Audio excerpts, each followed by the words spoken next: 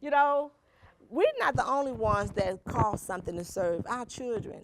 I think about the time I had to leave my children and go like to just on an assignment to Kuwait.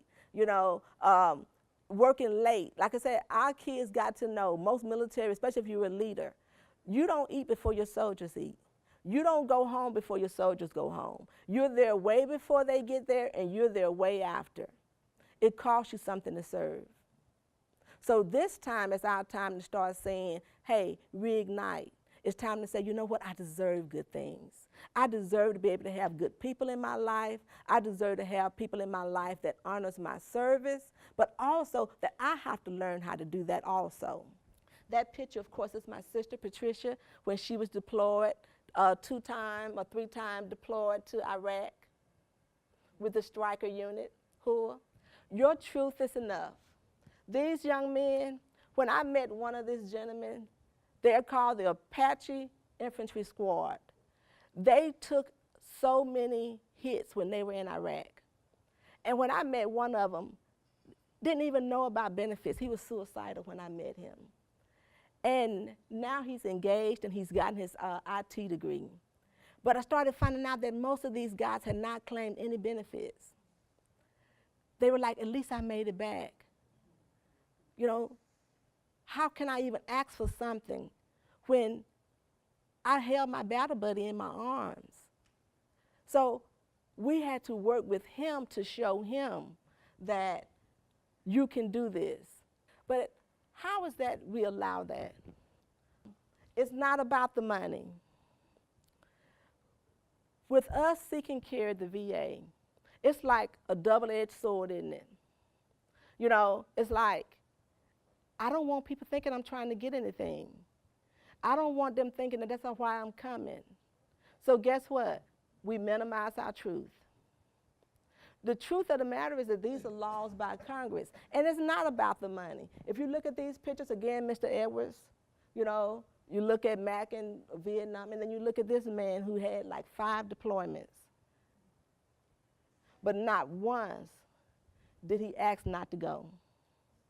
But because his people was going, he said, I go.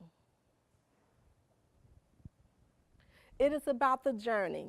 Never has it been about the money for the professional. Respect my truth. Honor my family sacrifices. I'm trying to get people to start saying that. Like when I was first see patients, and I would see them with their heads down. And in my office, I would say, you deserve good things. And I would remind them to hold their head up as they walked. And so as they went along and they would see me, they would say, I deserve good things. When you recognize that you deserve good things, there's no question in your mind when you sit in anyone's presence. You're able to walk in understanding that I know what it cost me. I know what it cost me to be here today. I know the hours I spend.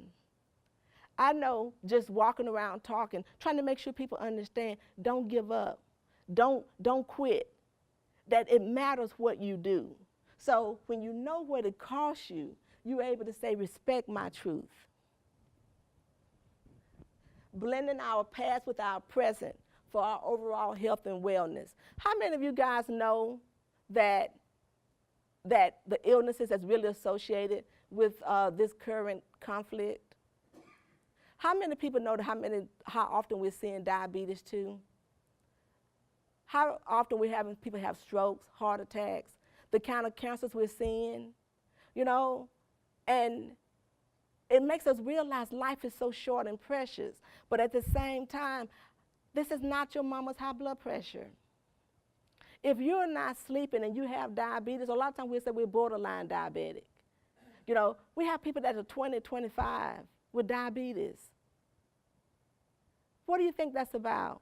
Stress, anxiety. So we have to be able to support you in learning how to manage it. But you also have to demand that we be present enough with you to help you walk through this process.